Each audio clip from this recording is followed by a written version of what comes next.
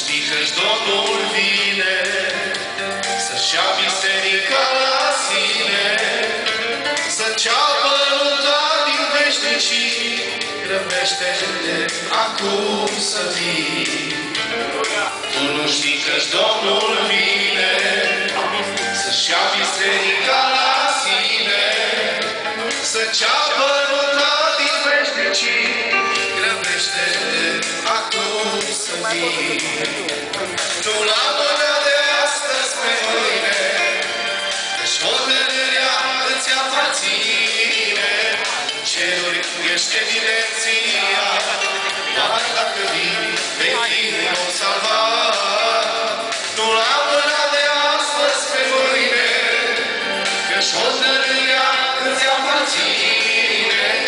Ceruri ești evidenția, doar dacă vii, vei fi un om salvat.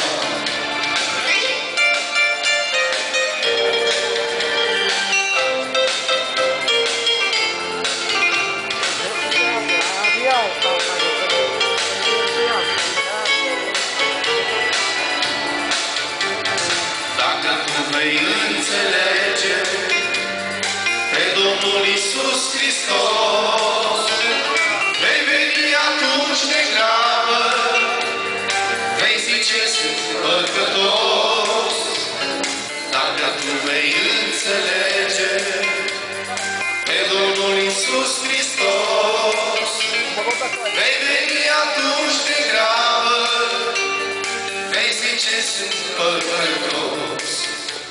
Nu la mâna de astăzi pe mâine, că-și hotărârea îți aparține. Cerul ești evidenția, doar dacă vii, vei fi un om salvat. Nu la mâna de astăzi pe mâine, că-și hotărârea îți aparține. Cerul ești evidenția, doar dacă vii, vei fi un om salvat.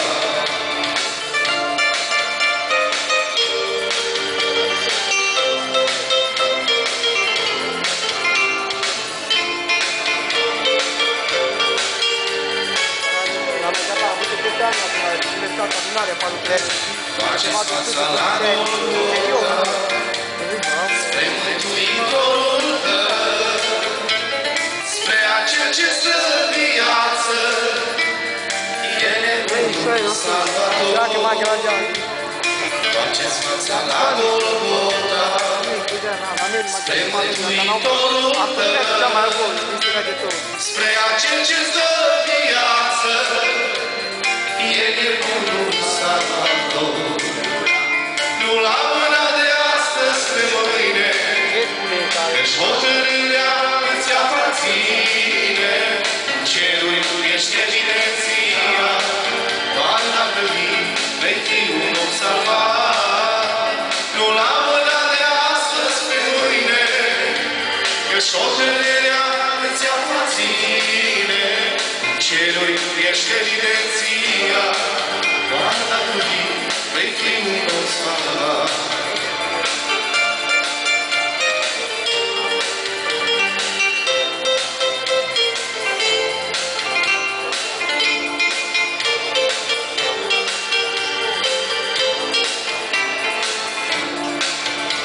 Nu la mâna de astăzi pe mâine, că-și hotărârea îți aparține. Cerul ești evidenția, doar dacă vii, vei fi un om salvat. Nu la mâna de astăzi pe mâine, că-și hotărârea îți aparține. Cerul ești evidenția, doar dacă vii, vei fi un om salvat.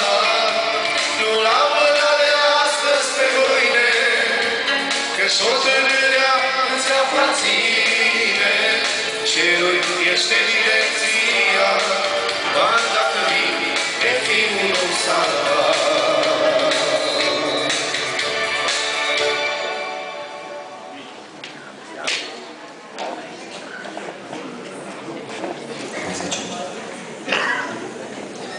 Doresc să zic în seara aceasta, slăvit și binecuvântat să fie Dumnezeu.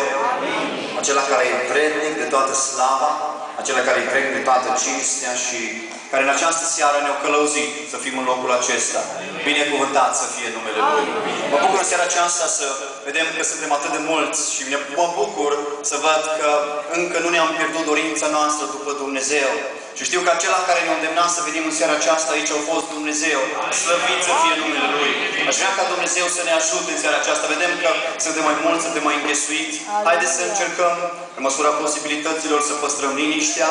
Dacă avem telefoanele mobile, să le închidem sau să le punem pe silențios, ca să nu fie deranjată lucrarea lui Dumnezeu. Fie ca Domnul astăzi să ne dea o atitudine care să fie plăcută Domnului. Aici, în locul acesta unde vine prezența lui Dumnezeu, Dumnezeu să lucreze El în viața noastră. Dumnezeu să ne deschidă inima și eu aș vrea în această seară să nu vedem în locul acesta un spectacol și să vedem aici o lucrare a lui Dumnezeu. Că Dumnezeu e acela care e viu și adevărat, slăvit să fie numele și are putere să ne atingă Dumnezeu și are putere să ne transforme Dumnezeu. Haideți să lăsăm pe Domnul ca să lucreze. Aleluia! Vreau să vă întreb câți dintre voi în seara aceasta ați venit aici cu dorința să vă întâlniți cu Dumnezeu. Ridicați o mână sus. Și facă Domnul ca această ridicare de mână să fie una sinceră. Dar, Doamne, am venit să ne întâlnim cu Tine. Și atunci când vii să te întâlnești cu Dumnezeu, și Dumnezeu vine să se întâlnească cu Tine. Lăudați să fie numele Domnului. Vreau în această seară să începem cu rugăciune. Eu o să stau înaintea Domnului, dau la o rugăciune, după care aș vrea ca Domnul să binecuvinteze pe frații care au venit. Dumnezeu e acela care le-a pus pe inimă să fie în mijlocul nostru. Îs frații de la Mediaș, Domnul să-i binecuvinteze. Îi fratele Dorin, care stă în Alba Iulia, dar el este de loc din Statele Unite, locuiește în Statele Unite și acum este în România. Dumnezeu să-i dea har, să-l binecuvinteze și pe el. Să binecuvinteze Domnul frații din Gălești, care sunt în mijlocul nostru. Și Dumnezeu să binecuvinteze pe fiecare. Să binecuvinteze special pe aceia care în seara aceasta sunt aici și nu sunt mântuiți. Dumnezeu să lucreze cu ei. Dumnezeu să-și întindă mâna. Este o seară specială pentru ei. Și Dumnezeu vrea să lucreze cu ei. Dar eu știu că Dumnezeu vrea să lucreze cu noi, cu toți în seara aceasta. Dacă ești pocăit și ești copilul Domnului, nu spune eu nu mai am nevoie de lucrarea lui Dumnezeu. Ai și tu nevoie. Dumnezeu să te binecuvinteze. Haideți să ne ridicăm în picioare.